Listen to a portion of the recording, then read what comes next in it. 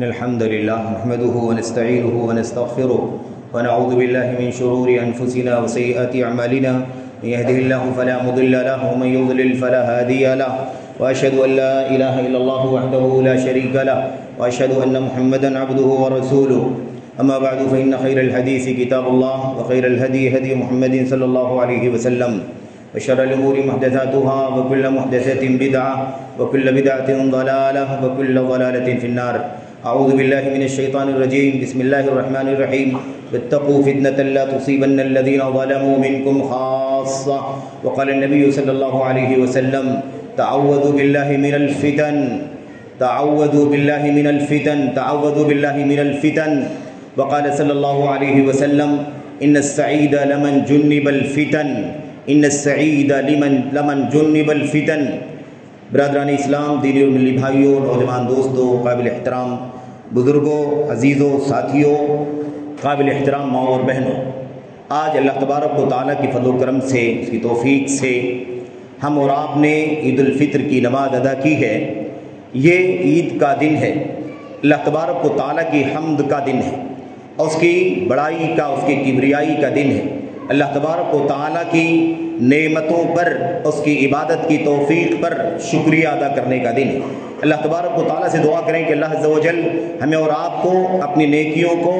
مزید مستحکم کرنے کے لیے اللہ تعالیٰ کی کبریائی، بڑائی، تعظیم اور ایسے ہی شکر گزاری کی توفیق عطا فرمائے. اللہ تبارک و تعالیٰ ہماری نیکیوں کو قبول فرمائے، ہمارے حسنات کو، ہمارے ٹوٹے پھوٹے اعمال کو قبول فرما لے، اور اللہ تبارک و تعالیٰ ہمیں اور آپ کو اس دنیا میں اس کا صلہ اور آخرت میں اس کا عظیم بدلہ عطا فرمائے. آمین یا رب العالمین. میرے بھائیوں، میرے بزرگوں، جہاں یہ بڑائی کا دن ہے، وہ کبریائی کا دن ہے، اللہ تبارک و تعالیٰ کی شکر گزاری کا دن ہے، وہیں یہ دن ہمارے اور آپ کے لیے اپنے عمل کا، اپنے کردار کا محاسبہ کرنے کا بھی دن ہے. میرے بھائیوں، ہمیں احتساب بھی کرنا چاہیے، ہمیں محاسبہ بھی کرنا چاہیے. کل ماہ رمضان کا آخری دن تھا اور سورج کے غروب ہوتے ہی شوال کی پہلی تاریخ ہو گئی، اور آج اللہ کی فضل و کرم سے یہ عید کا دن ہے. تو ہمیں چاہیے کہ ماہ رمضان کی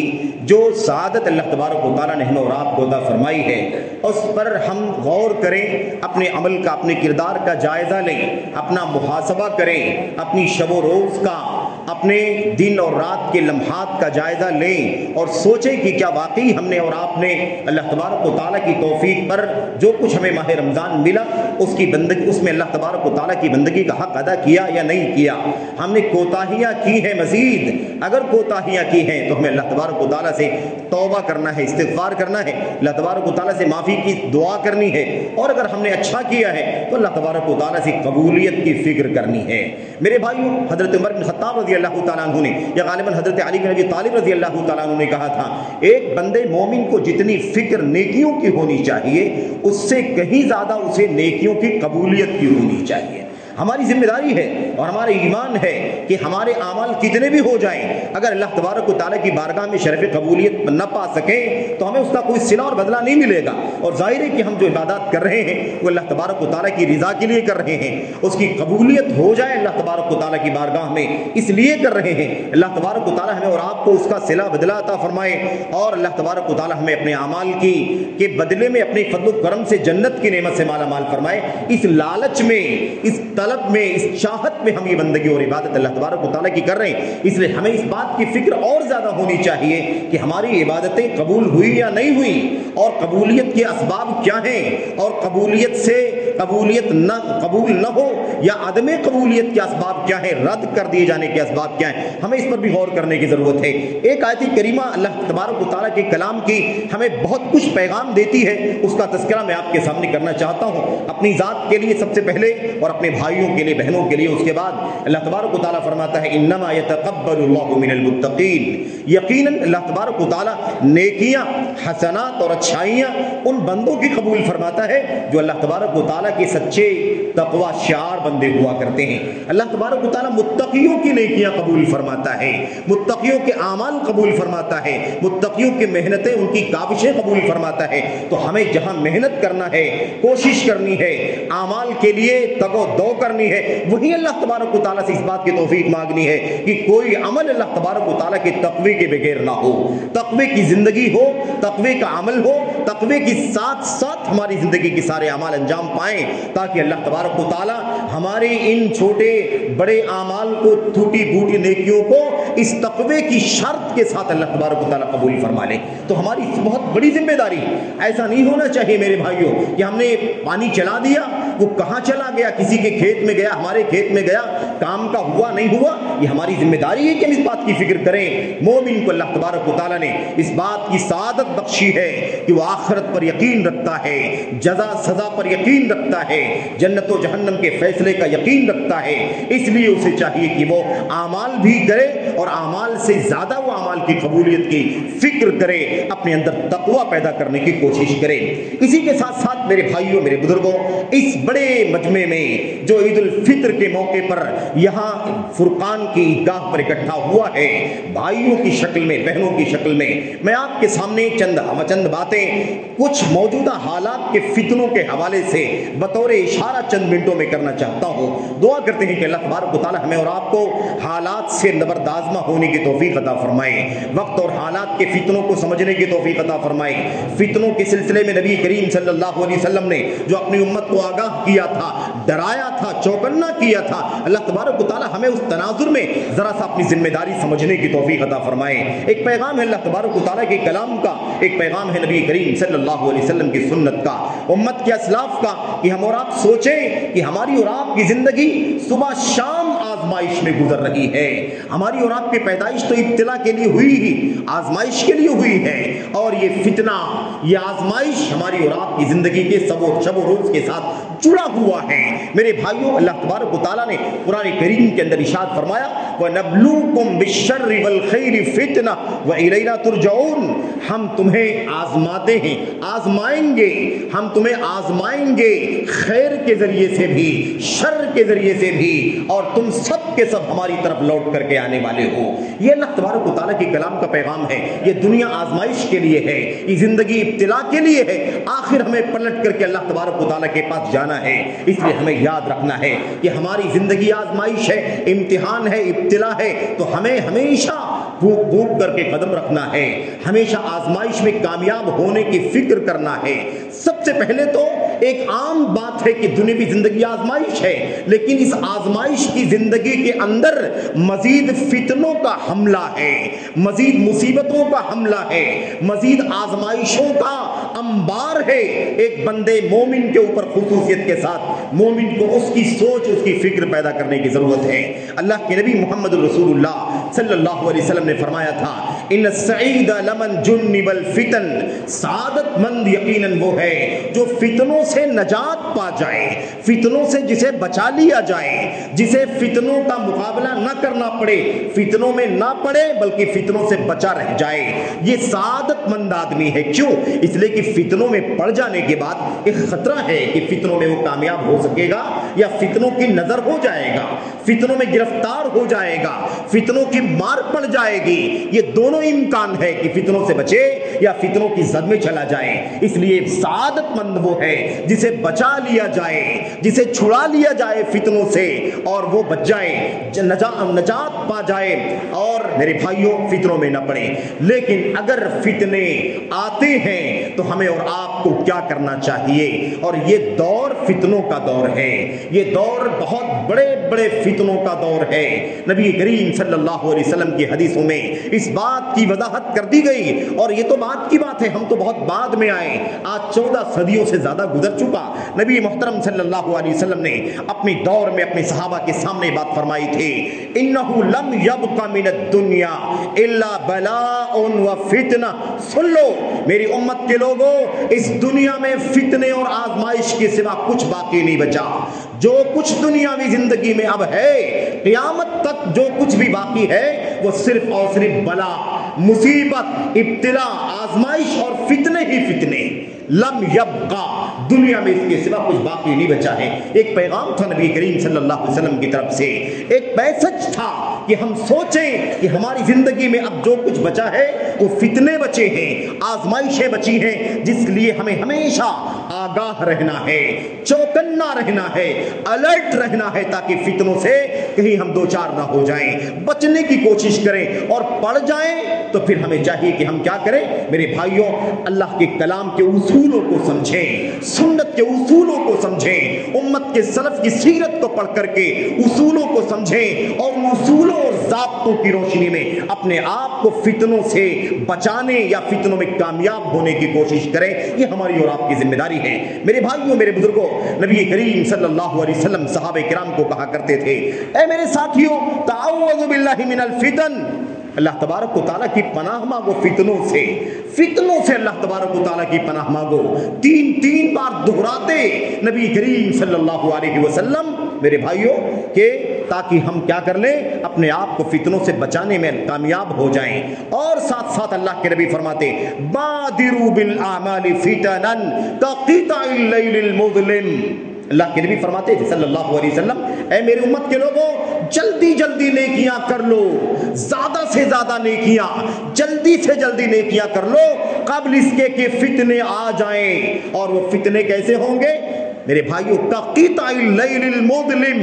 اندھیری رات کے ٹکڑوں کی طرح، جب انسان کو کچھ سجھائی نہیں دیتا، کبھی گھٹا ٹوپ اندھیرا ہوتا ہے، ایک دم کالی گھٹا چھائی ہوتی ہے، رات گھپ اندھیری ہوتی ہے، انسان کو سمجھ میں نہیں آتا، کیونکہ یہ نگاہیں اس وقت کام کرتی ہیں جب سامنے روشنی ہو۔ اگر بالکل روشنی نہ ہو تو یہ ہماری نگاہیں بھی بصارت کام نہیں کرتی اس کی۔ اس لیے ہمیں چاہیے کہ ہم کیا کریں میرے بھائیوں، میرے بزرگوں، ان ہدایات پر، ان تعلیمات پر عمل کریں، اللہ کے نبی محمد رسول اللہ صلی اللہ علیہ وسلم کی فتنوں سے بچنے کی۔ ایک بات تو یہ ہے کہ فتنے کیا ہیں، میں آپ کو بتانا چاہتا ہوں، اس دور میں خاص طور پر، اور آگے مزید فتنے بڑھیں گے، فتنوں کا ایک طوفان ہوگا، فتنوں کا ایک انبار مسلسل آئے گا، جیسے بارش کے قطرے گرتے ہیں ایسے ہی فتنوں کی برکھا برسے گی، فتنوں کی بوچھار آئے گی میرے بھائیوں۔ اس لیے ہمیں اور آپ کو جاننے کی ضرورت ہے کہ فتنے کیا ہیں میرے بھائیوں۔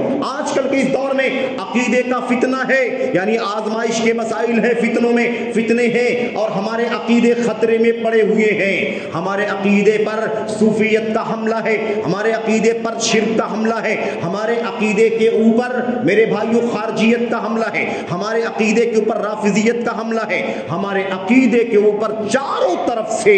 حملے ہی حملے کیے جا رہے ہیں۔ خطرہ ہے، اندیشہ ہے کہ کہیں ہم اپنے صحیح عقیدے سے ہاتھ نہ دھو بیٹھے۔ اس لیے ہمیں سمجھنا ہے کہ عقیدہ ہمارا آزمائش میں ہے، عقیدے کا فتنہ ہے، اور ہم فتنے میں گھرے ہوئے، اس بات کا ڈر ہے میرے بھائیوں۔ میرے بھائیوں، وہ آیت کریمہ یاد کریں، نبی کریم اللہ تبارک و تعالیٰ نے فرمایا، لا یفتننکم الشیطان کما اخرج ابویکم من الجنہ، اے امت کے لوگوں، اے آدم کے اولاد، اے آدم کے بچوں، یاد رکھو ذرا، تمہیں کہیں شیطان فتنے میں نہ ڈال دے، کہیں شیطان تمہیں فتنے میں مبتلا نہ کر دے، جیسے اس نے تمہارے باپ آدم کو اور حوا کو فتنے میں ڈال دیا، اور ان سے اتنا بڑا گناہ کروا دیا کہ اس کے نتیجے میں یہ سارا نظام دکھائی دیتا ہے، جنت سے نکال دیے گئے۔ تو جیسے اس نے تمہارے باپ آدم کو اور تمہاری ماں حوا کو جنت سے نکلوا دیا، کہیں تمہیں بھی فتنے میں ڈال کر کے تمہارے ساتھ بھی وہی سلوک نہ کر دے۔ یہ آگاہ کیا جا رہا ہے اللہ کے کلام کے اندر ہم سب اللہ تبارک و تعالیٰ کے بندوں کو۔ میرے بھائیوں، میرے بزرگوں، ہمیں عقیدے کا، ایسے ہی منہج کا مسئلہ ہے، منہج کا ہمیں راستہ دیا گیا، اللہ کے نبی محمد رسول اللہ صلی اللہ علیہ وسلم کا ٹریک، آپ کی سنت، آپ کا راستہ، آپ کی سیرت، آپ کا قول و فعل، آپ کا فقہ، آپ کی فقہ، آپ کے فتاوے، آپ کے فیصلے، اس کی روشنی میں ہمیں اور آپ کو زندگی گزارنا ہے۔ کسی امتی کو، خواہ وہ بڑا سے بڑا ہو، چھوٹا سے چھوٹا ہو، بڑا سے بڑا عالم ہو، امام ہو، پیر ہو، مرشد ہو، کسی کی بات کو بھی خاطر میں محمد الرسول اللہ صلی اللہ علیہ وسلم کے سامنے نہیں لایا جا سکتا۔ یہ ایک وقت کا فتنہ ہے، اس کے مقابلے میں اندھی تقلید ہے، اس کے مقابلے میں عقلانیت ہے، اس کے مقابلے میں تجدد ہے، اس کے مقابلے میں لاجک ہے، اس کے مقابلے میں دانشوری ہے، اس کے مقابلے میں نئے دور کے اسباب و وسائل ہیں جو سنت کی راہ میں روڑا بنے ہوئے ہیں۔ میرے بھائیوں، یہ بڑا فتنہ ہے ہماری اور آپ کی زندگی کا۔ ایسے ہی اس دور کے فتنوں میں سے مال کے بہت سارے فتنے ہیں، عزت و آبرو کو خطرے میں ڈالنے والے بہت سارے فتنے ہیں۔ میرے بھائیوں، میرے بزرگوں، اور اللہ کے نبی صلی اللہ علیہ وسلم نے مالداری کا فتنہ، فقیری کا فتنہ، دنیا کا فتنہ، آخرت کا فتنہ، سارے فتنے اللہ کے نبی محمد رسول اللہ صلی اللہ علیہ وسلم نے گنا دیے تھے۔ یہ ایک پیغام ہے کہ ہمیں اور آپ کو فتنوں پر نظر رکھنی ہے، کہیں ہمیں دنیا نہ لے ڈوبے، کہیں ہمیں ہمارا مال نہ لے ڈوبے، یا دنیا کے فتنے ہمارے اخلاق کو، ہماری آبرو کو، ہماری عزت کو عکارت نہ کر دیں۔ ہمیں یہ بات اچھی طرح سے سمجھنے کی ضرورت ہے۔ میرے بھائیوں، اس حوالے سے لمبی بات نہ کر کے مجھے دو نقطوں پر آپ کے سامنے اشارے کے ساتھ بات کرنی ہے۔ ایک بات تو یہ ہے، اس امت کی ذمہ داری یہ ہے، یہ امت اللہ کی کتاب سے، نبی کی سنت سے، صحابہ کی سیرت سے جڑی رہے، اور اس سے جڑنے کے لیے راستہ یہ ہے کہ نبی تو دنیا سے جا چکے ہیں، نبوت کا سلسلہ ختم ہو چکا ہے، اب یہ نبوت کی وراثت امت کے علماء کے ہاتھ میں آئی ہے، علماء حق کے ہاتھ میں آئی ہے، علماء کتاب و سنت کے ہاتھ میں آئی ہے، جن کو اللہ کے نبی نے وارثین انبیاء قرار دیا ہے۔ میرے بھائیوں، آج اس امت کو چاہیے کہ امت کے علماء حق سے اپنا رشتہ جوڑے، جو انہیں کتاب کی تعلیم دے، جو انہیں سنت کی تعلیم دے، جو انہیں صحابہ کرام اور تابعین تبع تابعین کی سیرت کی تعلیم دے۔ کوئی عقل پرستی نہیں، کوئی خارجیت نہیں، کوئی لاجک نہیں، کوئی دانشوری نہیں، کوئی جہالت نہیں، کوئی منمانی نہیں، کوئی ہوائے نفس نہیں، کوئی اس طرح کی چیز نہیں ہونی چاہیے۔ امت کو کامیابی کے لیے امت کے علماء سے جڑ کر کے اللہ کے سچے دین پر عمل کرنے کی ضرورت ہے۔ آج کے دور کا ایک بہت بڑا فتنہ ہے، بڑے بڑے نام والے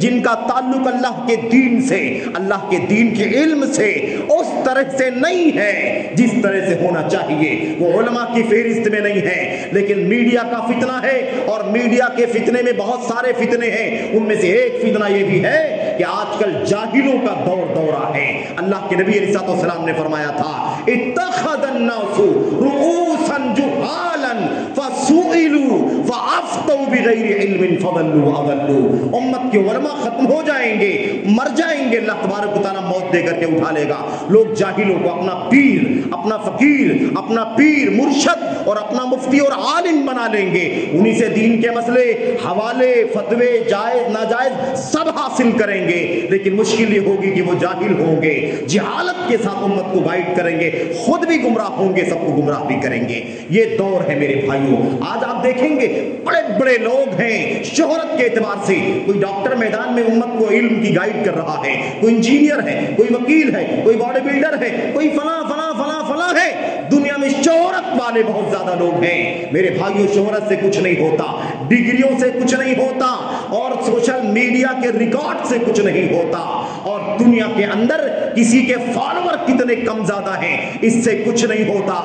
اصول ہے، ضابطہ ہے اللہ کی کتاب، سنت رسول صلی اللہ علیہ وسلم۔ امت کے علماء جو خالص کتاب و سنت کے وارث ہیں، ان سے وابستہ ہو کر کے آدمی اپنے آپ کو فتنوں سے بچا سکتا ہے۔ یاد رکھو، اللہ کے نبی صلی اللہ علیہ وسلم کی حدیثیں، صحابہ کرام کے آثار، حضرات تابعین کے آثار، حضرت حسن بصری فرماتے ہیں میرے بھائیوں، فرماتے ہیں عالم جو ہوتا ہے، عالم دین، سچا علم والا کتاب و سنت کا، وہ فتنوں کے آنے سے پہلے بھانپ لیتا ہے کہ فتنہ آ رہا ہے، آگے ایسا ہو سکتا ہے، اس کا انجام ایسا ہو سکتا ہے، یہ آنے سے پہلے بھانپ لیتا ہے۔ اور جو جاہل ہوتا ہے اس کا کیا حال ہوتا ہے؟ وہ فتنہ آ جاتا ہے، اسے اپنی گرفت میں لے لیتا ہے، اسے مصیبت میں ڈال دیتا ہے، اس کا ایمان و عقیدہ عکارت کر دیتا ہے، اور آ کر کے فتنہ چلا جاتا ہے، تب اسے پتا چلتا ہے کہ فتنہ آیا اور مجھے لے ڈوبا۔ کہ میرے بھائیو، علم کی قیمت یہ ہے۔ تو میں کہنا یہ چاہتا ہوں، وقت کے فتنوں میں سے ایک بہت بڑا فتنہ کیا ہے؟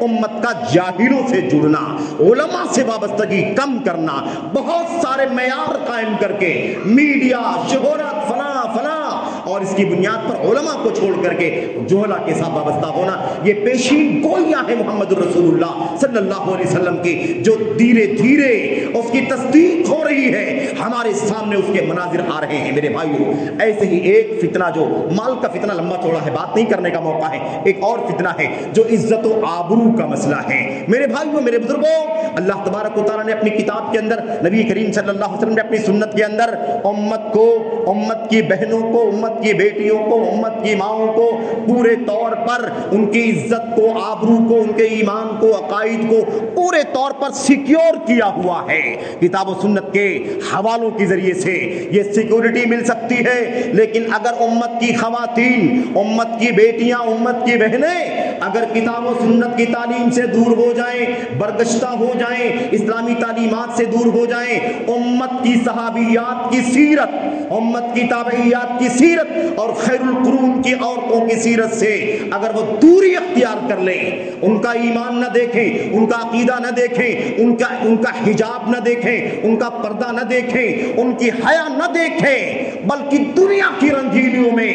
اوباشوں کو اپنا آئیڈیل بنا لیں، فلم میں کام کرنے والی عورتوں کو، دنیا کی مشہور ایکٹریس کو، ایسی اور جو بہت ساری ایسی عورتیں اور خواتین دنیا کے اندر ہیں جن کا اللہ تبارک و تعالیٰ کے دین سے کوئی لینا دینا نہیں ہے، جن کا ایمان و عقیدہ اللہ کے دین کا کے مطابق نہیں ہے، یا جو اسلام کے نام لینے والے ہیں لیکن اللہ تبارک و تعالیٰ کے دین پر کوئی عمل جیسی چیز دکھائی نہیں دیتی ہے، اگر اس کو آئیڈیل بنا لیں تو پھر یاد رکھیں کہ عزت و آبرو خطرے میں ہے، ایمان خطرے میں ہے۔ اس حوالے سے ایک بات ذکر کر کے مجھے بات ختم کرنی ہے۔ آج حالت یہ ہے، ہماری بہنوں کی حالت، ہماری ماؤں کی حالت، ہماری بیٹیوں کی حالت، امت مسلمہ کی بیٹیوں کی، قوم کی بیٹیوں کی حالت یہ ہے، آج ان کی بے دینی کا معاملہ اتنا خطرناک ہے، ان کا میڈیا سے جڑنے کا معاملہ اتنا خطرناک ہے، والدین کی تربیتی گرفت کے کمزور ہو جانے کا مسئلہ اتنا خطرناک ہے، ان کی دینی تعلیم سے ان کو آشنا نہ کرانے کا مسئلہ اتنا خطرناک ہے،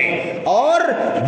دنیا کی رنگینیوں میں بہ جانے کا مسئلہ اتنا خطرناک ہے کہ آج امت کی بچیاں، قوم کی بیٹیاں میرے بھائیوں اپنے ماں باپ کو چھوڑ کر کے ان کی رائے، ان کی رضامندی، ان کے مشورے کے بغیر، ان کی ولایت اور ان کی نگرانی سے آزاد ہو کر کے نہ جانے کس کس سے اپنا رشتہ استوار کر رہی ہیں۔ کوئی کسی کے ساتھ جا رہا ہے، کوئی کسی کے ساتھ جا رہا ہے۔ میرے بھائیوں اگر سب کے سب دین اور عقیدے کے اعتبار سے، دین کے اعتبار سے سب کے سب مسلمان ہوں، تب بھی یہ حرام ہے اللہ تبارک و تعالیٰ کی دین کے اندر۔ لا نکاح الا بولی، ایما امرأۃ نکحت نفسها بغیر اذن ولیہا فنکاحها باطل، فنکاحها باطل، فنکاحها باطل۔ بغیر ولی کے نکاح نہیں ہو سکتا۔ میری ماؤں، بہنوں، بیٹیوں سنو اچھے سے، یاد رکھو